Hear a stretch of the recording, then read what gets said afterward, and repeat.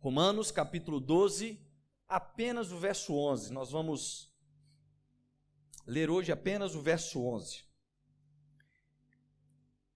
Diz o seguinte: não sejais descuidados no zelo, sede fervorosos no espírito, servi ao Senhor. Não sejais descuidados no zelo, sede fervorosos no espírito, servi ao Senhor.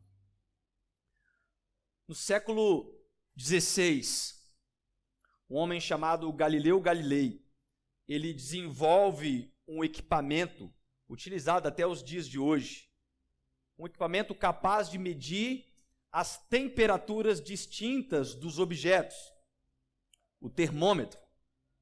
E o termômetro, que é um equipamento praticamente indispensável na casa de todo mundo hoje em dia, ainda mais nesses últimos meses, onde estamos vivendo em tempo de pandemia, a qual um dos sintomas é a febre, e a gente precisa estar ali sempre aferindo, o termômetro se tornou um equipamento indispensável.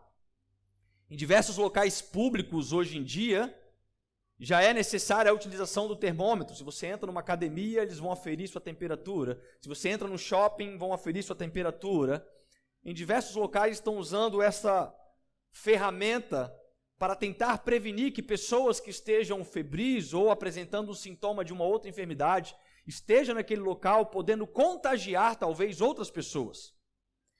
E a noção de temperatura nasce da ideia do senso comum de medir o quão frio ou o quão quente é aquele objeto, ou está aquele objeto ou aquela pessoa, independente do ambiente que está influenciando a temperatura.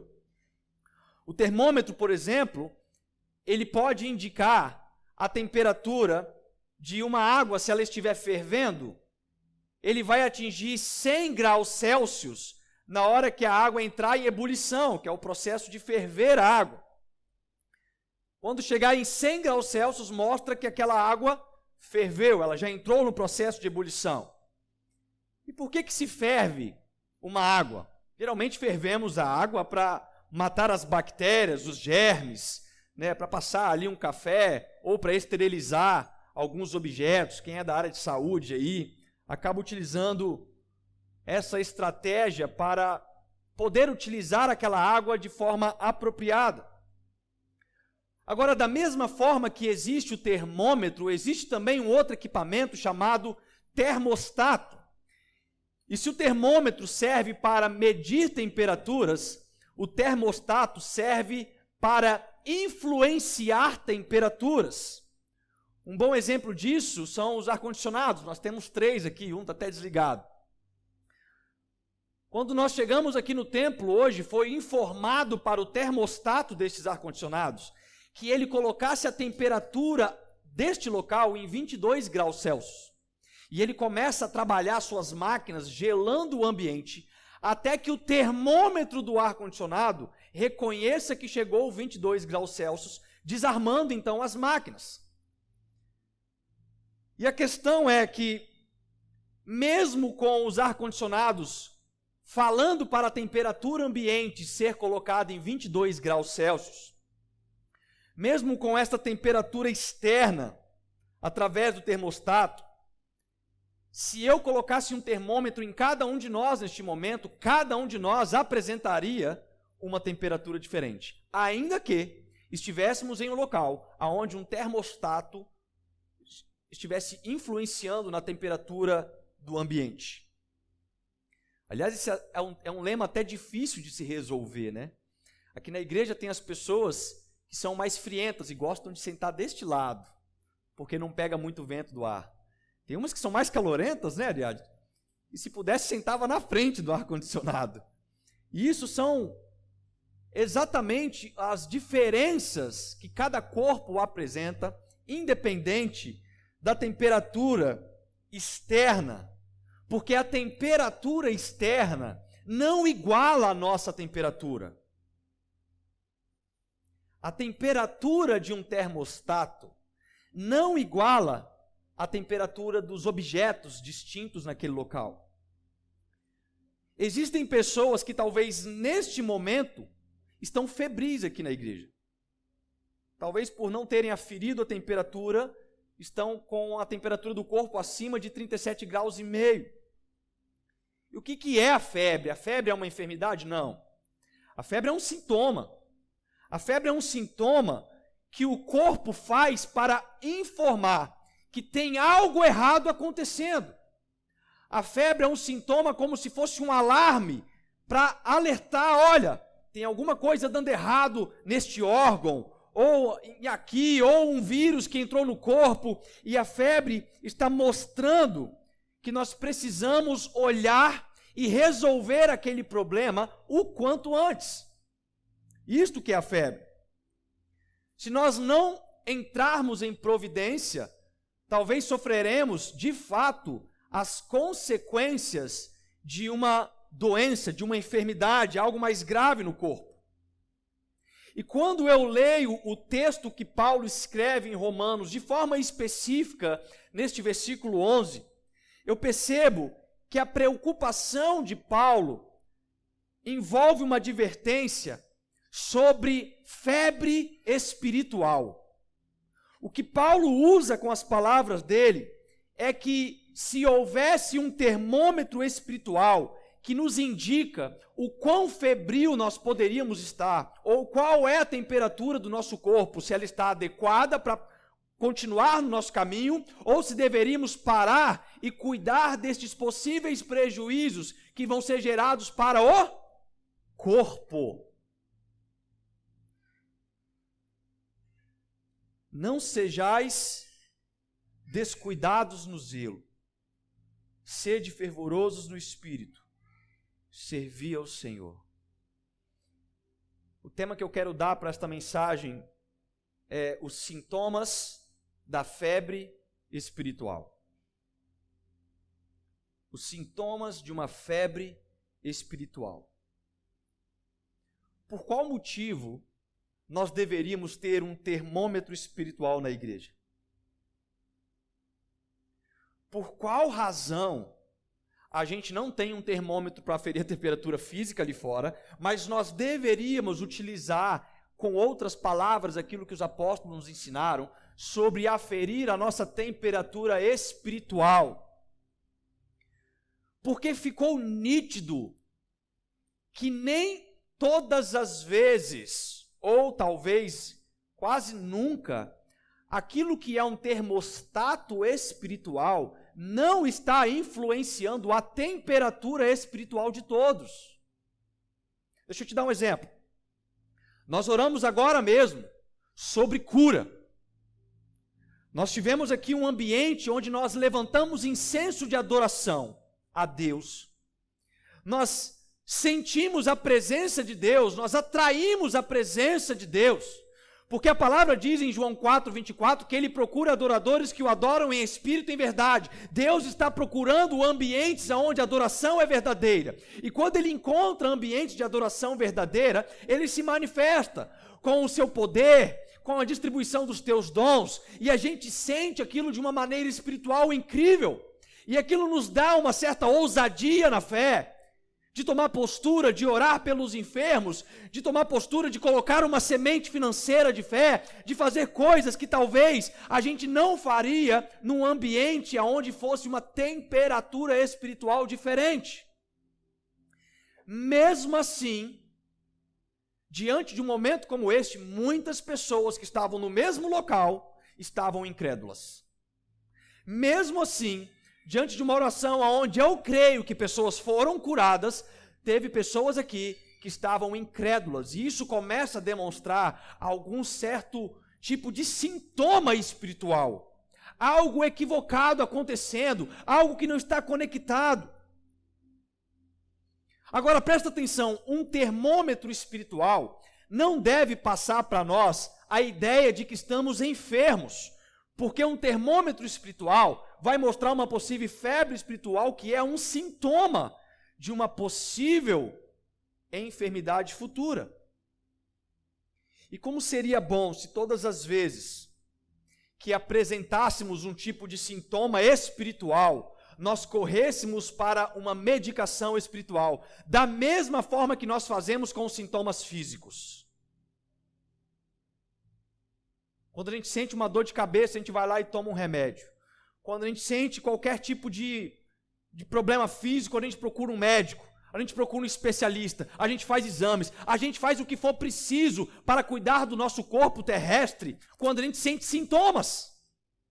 Quando a gente sente sintomas emocionais, a gente procura psicólogos, psiquiatras.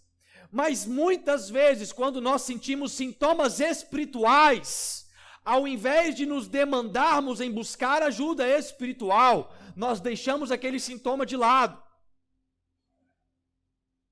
Nem sempre a vida espiritual tem sido colocada na devida importância como uma vida carnal, uma vida física.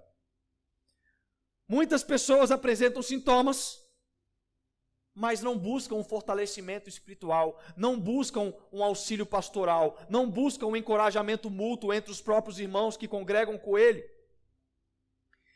E o que eu penso sobre isso é que este é o tipo de atitude de maior egoísmo que pode existir dentro da igreja. Você acha que não precisa de ajuda?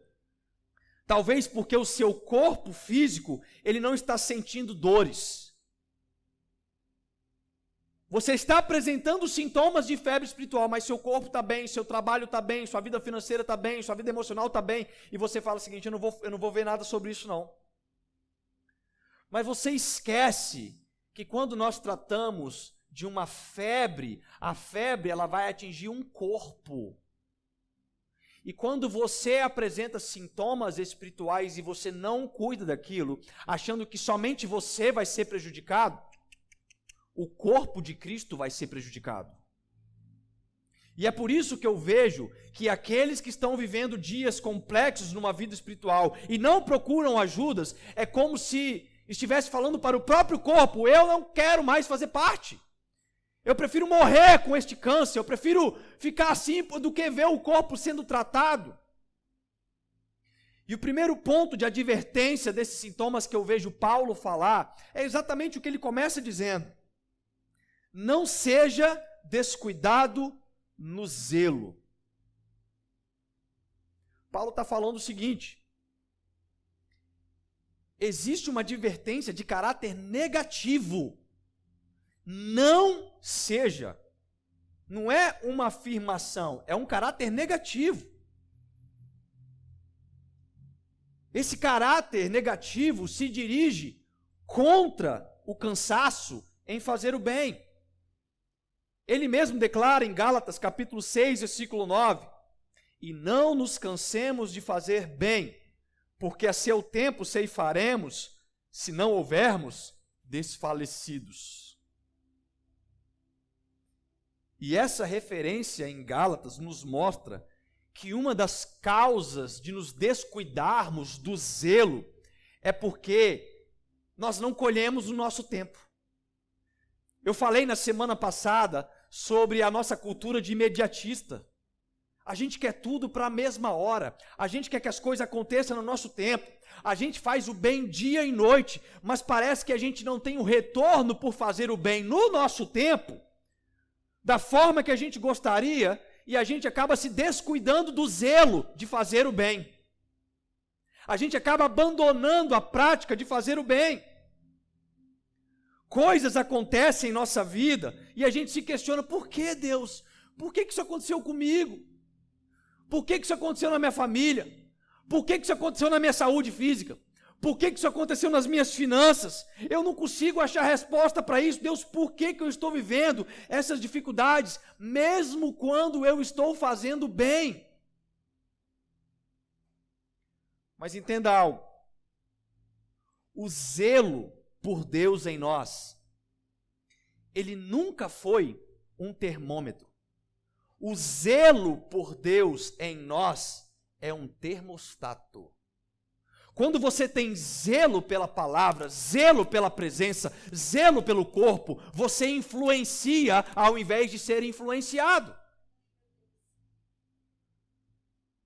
Não pense que você deve agir em zelo Na medida que as coisas forem acontecendo na sua vida, se Deus melhorar isso, eu vou ser mais zeloso no meu compromisso com o corpo de Cristo. Se Deus fazer isso, eu vou ser mais zeloso na minha vida financeira com Deus. Se Deus fazer isso, eu vou ser mais zeloso no me aplicar na palavra e na minha vida de oração.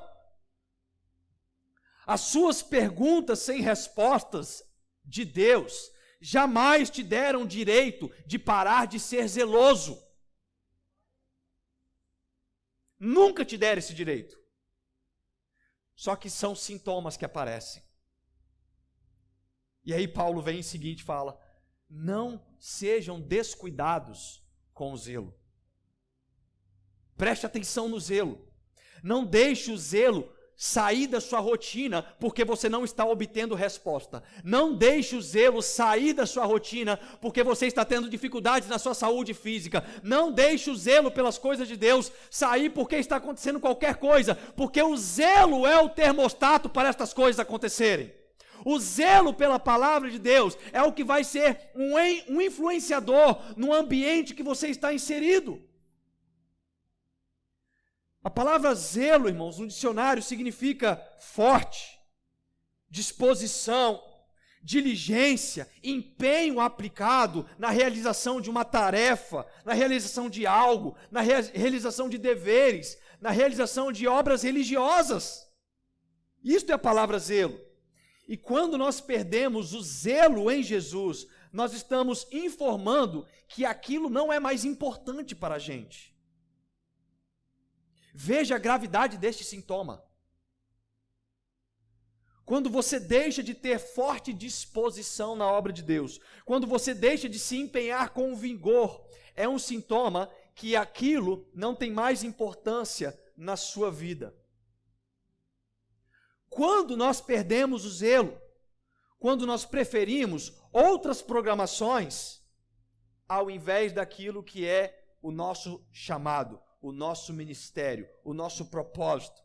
Quando nós trocamos o desejo de estar na presença de Deus por outras coisas que saciam os desejos carnais, isso é sintoma de perder o zelo.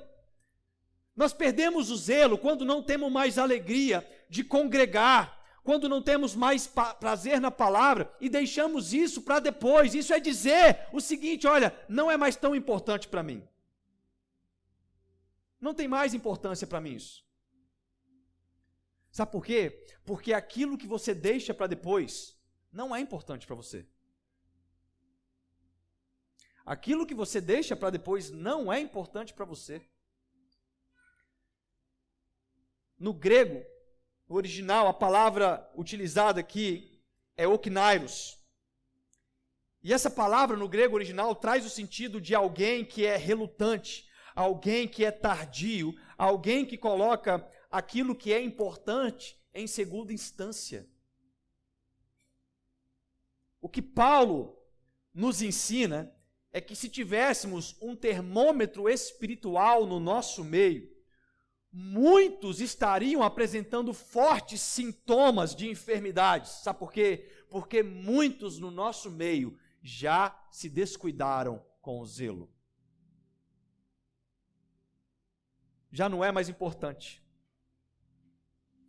Mas diferente de uma enfermidade física, onde nós apresentamos sintomas por causa de acontecimentos externos, se você for contaminado por um vírus, você vai ter sintomas, você vai ter febre, você vai ficar gripado, você vai ter uma série de sintomas.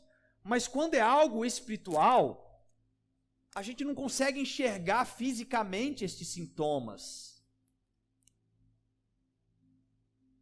Mas de uma forma, a gente consegue perceber que exatamente o termômetro espiritual, ele não vem para te apresentar sintomas, mas ele vem para te mostrar a ausência de obras. Você perdeu o zelo. Deveria ter algo aqui, mas sumiu. É como se o termômetro medisse ao contrário. Olha, deveria estar nessa temperatura, mas sumiu essa temperatura do zelo. Sumiu esta importância do zelo. Sabe por quê? Porque você não tem mais alegria de estar na casa de Deus. Você não tem mais alegria de participar da ceia. Você não tem mais alegria de ler a Bíblia. Você não tem mais alegria de ir para o seu quarto de oração. Você não tem mais alegria com Cristo. mas parece que está tudo bem. Não, não está tudo bem. Existe um forte sintoma de uma febre espiritual que talvez não está influenciando o seu corpo físico, mas o corpo de Cristo está sofrendo com isso. Sabe por quê? Porque quando o seu chamado não é colocado em prática, o propósito do corpo pode ser prejudicado.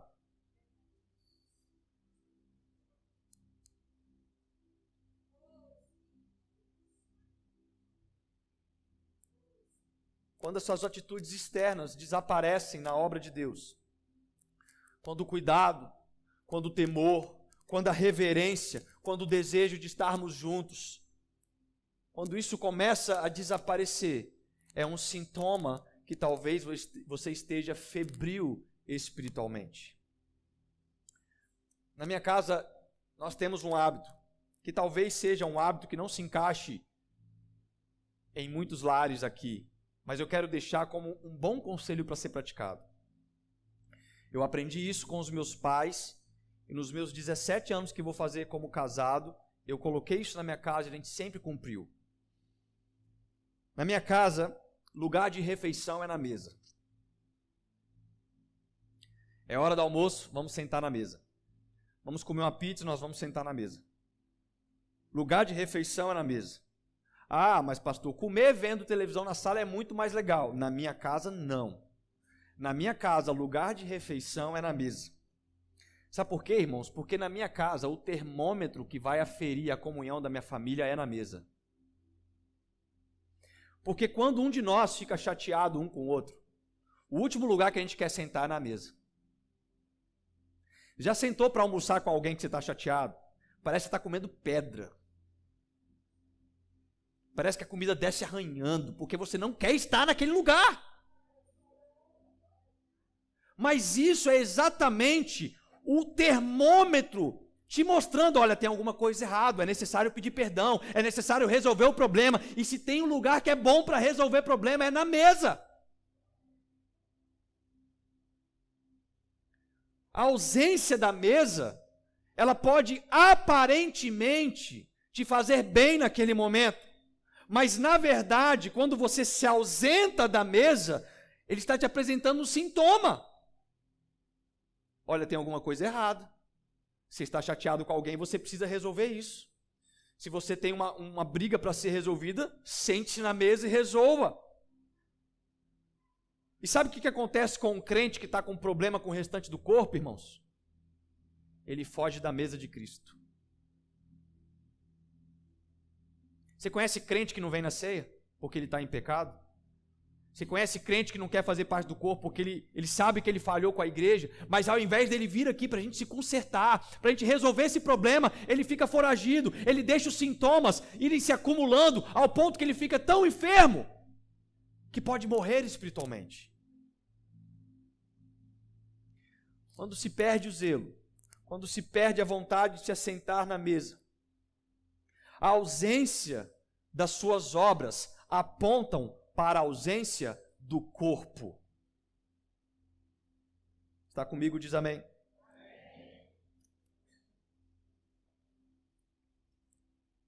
Então presta atenção no que eu vou te falar agora.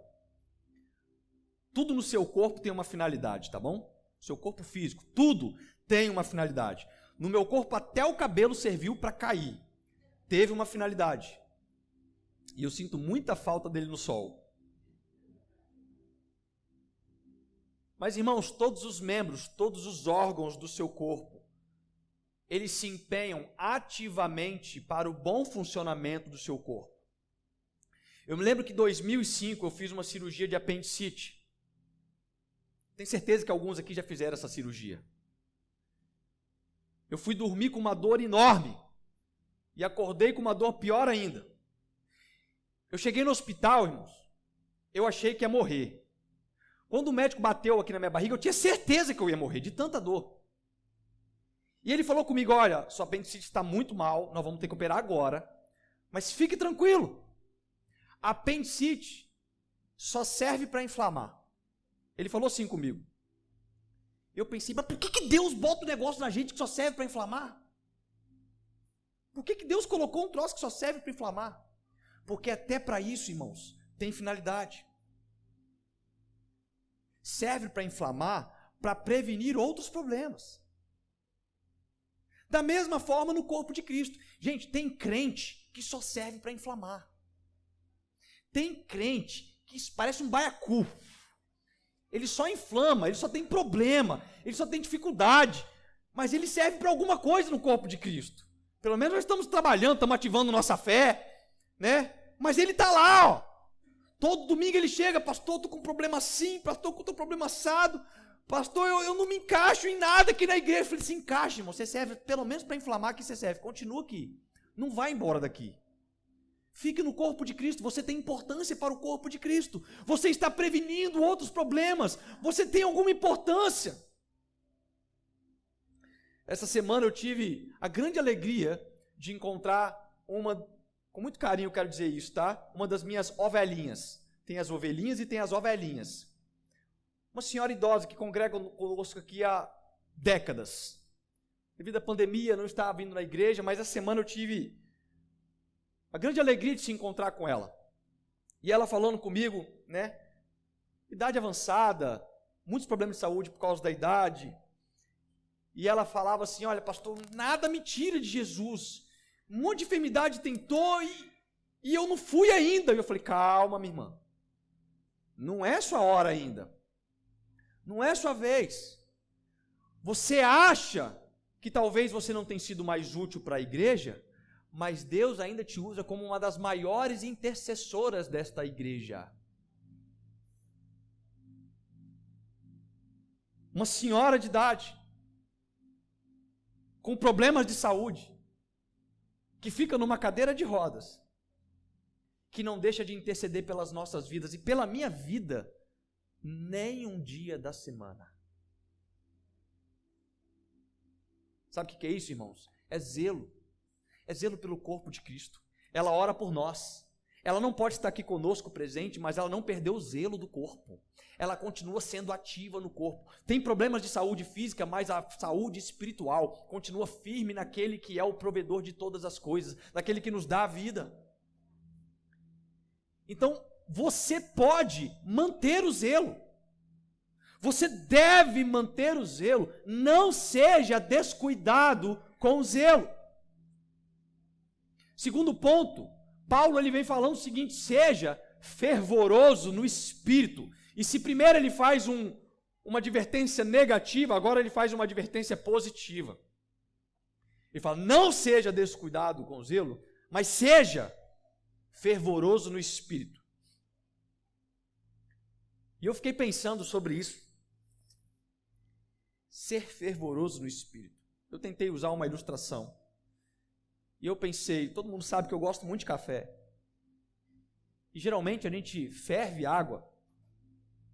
Talvez na grande maioria das vezes que a gente ferve água na nossa casa, geralmente é para passar um café. Mas só que o que faz ferver a água é um fogo que funciona como um termostato. O fogo vai fazer a temperatura da água chegar a 100 graus Celsius para que ela possa ferver. E a pergunta que eu me fiz foi, se o Espírito Santo é o fogo que é o nosso termostato, e nós somos a água, em qual temperatura nós estamos? Será que nós estamos sendo fervorosos no Espírito? Sabe por quê, irmão? Você não serve um café frio. Você não serve um café que não eliminou as bactérias. Por que é que o Espírito Santo quer alguém que não está sendo fervoroso?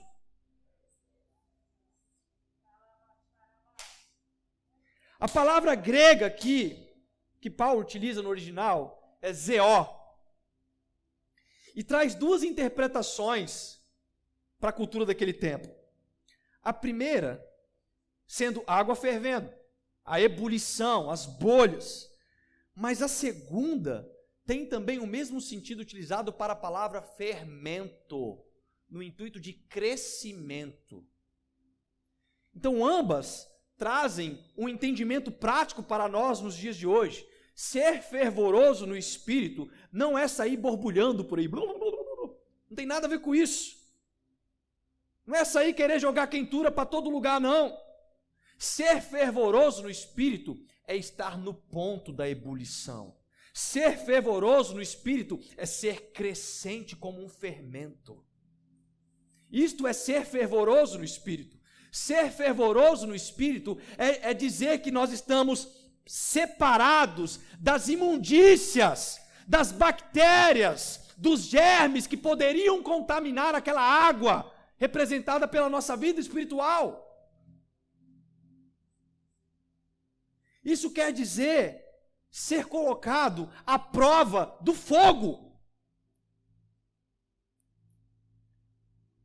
Porque quando nós somos colocados mediante ao fogo do Espírito Santo, irmãos, nós somos purificados. Nós somos purificados. E se fizermos uma analogia, o que acontece quando a gente coloca a nossa mão quando a água está fervendo? Nós nos queimamos, não é verdade? E isso aparentemente não é bom. Mas eu quero afirmar algo para você. Dói muito menos ser colocado no fervor do Espírito do que ficar no conforto da mornidão.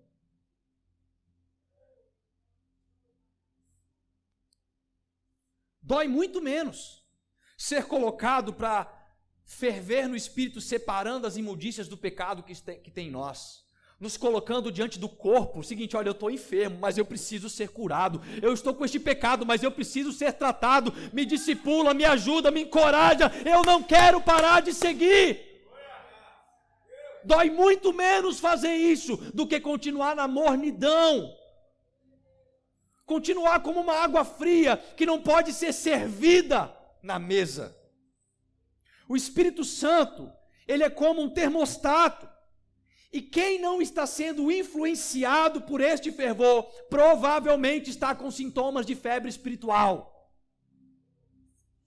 Diante de um ambiente onde o Espírito Santo se manifesta, se você não está, irmão, se você não está borbulhando com aquilo, acenda uma alerta, porque talvez o seu termômetro está pitando possível febre espiritual. Ser fervoroso no espírito implica estar a ponto de ebulição. A água, quando está a ponto de ebulição, ela está trocando do seu estado líquido para o seu estado gasoso. Ser fervoroso no espírito é sair de uma vida carnal para viver uma vida espiritual, é trocar o estado que nós vivemos.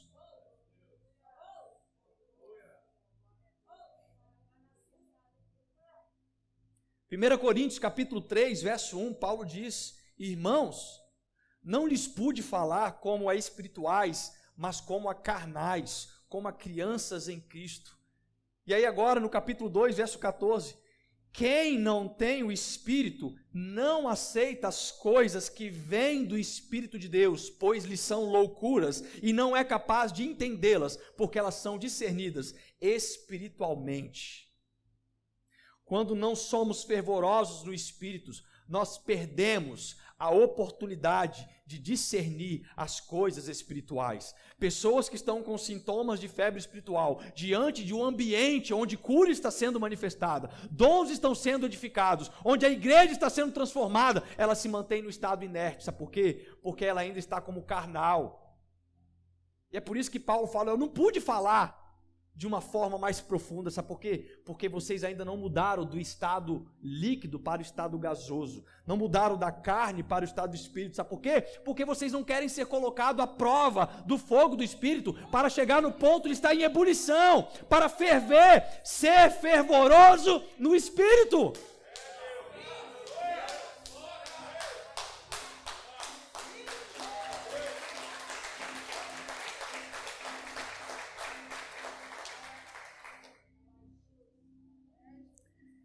E em terceiro lugar, neste versículo, Paulo, ele diz: sirva ao Senhor. E diante da ordem explicada por Paulo, após manter o cuidado no zelo, sermos fervorosos no espírito, nós então podemos servir ao Senhor. Servir ao Senhor. E eu quero manter ainda a figuração que a gente usou aqui da água fervendo para um café. Porque se a gente ferve água, na maioria das vezes, para fazer um café, você não passa um café com água fria, ou com uma água que ainda não chegou na temperatura adequada. Então, por qual motivo você serviria a Deus se a sua vida espiritual não está a ponto de ebulição? Por qual motivo você tem tentado apresentar frutos, se você precisava talvez estar sendo medicado espiritualmente, sendo encorajado a receber um remédio da palavra de Deus na sua vida, a receber uma oração específica, a ser confrontado em amor? Paulo usa essa palavra no grego aqui como doleó, que significa ser um servo, ser um escravo. Mas tem também uma aplicação metafórica de obediência. Tem muita gente que quer servir a Deus, mas não quer obedecer a Deus. Está comigo aí? Diz amém. Ele usa essa interpretação, sabe onde? Romanos capítulo 7, versículo 6. Pois quando éramos controlados pela carne, as paixões pecaminosas, despertadas pela lei, atuavam em nossos corpos, de forma que dávamos fruto para a morte. Mas agora, morrendo para aquilo que antes nos prendia, fomos libertados da lei, para que sirvamos conforme o novo modo do Espírito, e não segundo a velha forma da lei escrita.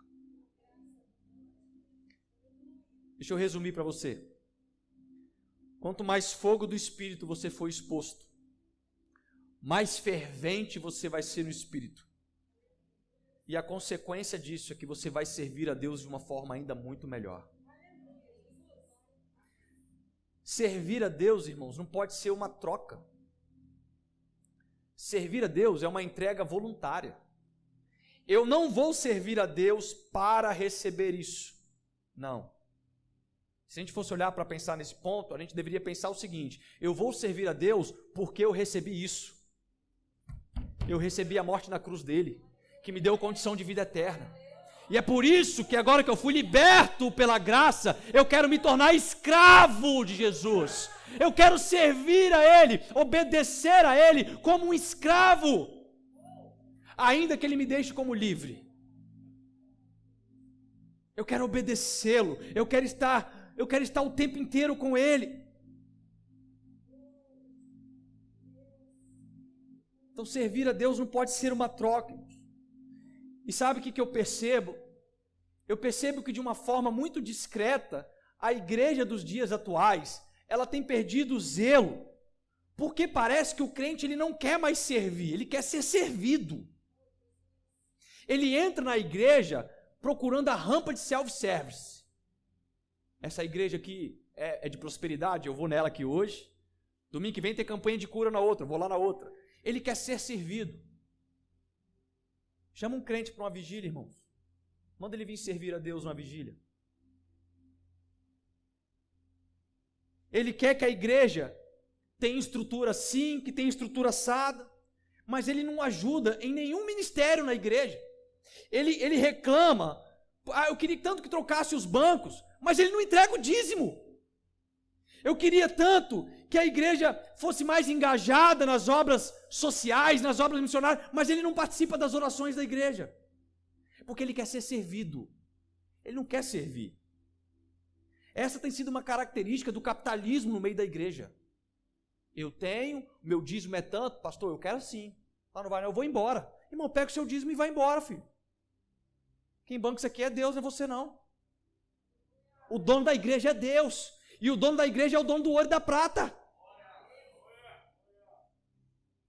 Agora, se você está aqui com a ideia de servir, pastor, eu não quero só dar o dízimo, sabe por quê? Porque todo o meu dinheiro é de Deus. Eu uso o meu dinheiro, mas ele sempre aponta para Deus. Quando eu compro algo, aponta para Deus. Quando eu faço algo com o meu dinheiro, ele aponta para Deus. O importante não é o que você tem, irmão, é para onde está apontando. Hoje eu profetizei na vida de um irmão e falei o seguinte com ele: olha, eu vou orar porque a próxima aquisição sua pode ser uma lancha. Vai ser bom ter um irmão aqui na igreja com a lancha, gente? Posso ouvir um amém? Não tem problema ter uma lancha. Não tem problema você ter uma casa de 3 milhões de reais. Não tem problema você ter carros importados. Não tem problema você ter milhões na conta aplicada. Não tem problema. Eu oro para que isso aconteça na sua vida. A pergunta é: para onde está apontando? Está servindo a Deus? Porque se estiver servindo a Deus, isso vai continuar sendo multiplicado. Deus tem interesse no nosso crescimento em todas as áreas. Mas quando aquilo te faz criar um desejo de só querer ser servido, porque você tem dinheiro para comprar, você tem dinheiro para fazer, chega na igreja e não vou ficar na portaria. E se chega uma pessoa que me conhece da minha sociedade lá e me vê na portaria? Pessoas que não querem servir, pessoas que querem ser servidas, sabe por quê? Porque o termômetro está apitando: febre, febre, febre, febre, febre, febre. Ela não está sentindo nada, mas nós estamos sentindo. Talvez ela não está sofrendo com nada, mas nós que estamos engajados, nós estamos assim: meu Deus, levante homens e mulheres, Pai. Levante arautos, levante pessoas dispostas a se engajar neste propósito como igreja que nós estamos representados. Só que Deus às vezes responde para a gente: eu já levantei, só que eles estão com febre e não estão entendendo o sintoma.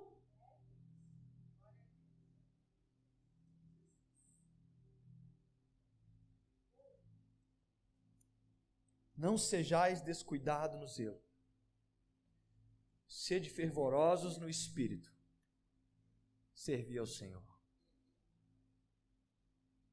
Deus nos abençoe, irmãos.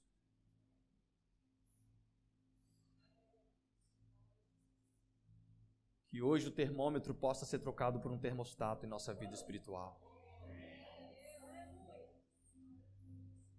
Primeiro nós vamos ferver no espírito. Depois nós vamos incendiar este bairro. Ninguém pode dar aquilo que não recebe. Nós queremos ganhar laranjeiras para Jesus. Queremos ser representativos nessa geografia. Queremos ser relevantes. Queremos que as pessoas olhem para a Igreja Batista Betel como uma igreja séria, comprometida na palavra, fervorosa no Espírito. Vamos queimar no Espírito. Mas é o queimar para separar as impurezas. É para mostrar: eu preciso ser tratado. Pastor, eu tenho essa dificuldade, eu tenho este pecado que me acompanha, eu quero abandonar isso. Eu quero ferver no espírito, eu quero ser zeloso, eu não quero prejudicar o corpo, porque eu quero servir a Deus. Que Deus seja louvado. Que essa palavra seja como uma espada afiada em nossas vidas. Amém? Vamos orar neste momento. Vamos ficar de pé, irmãos.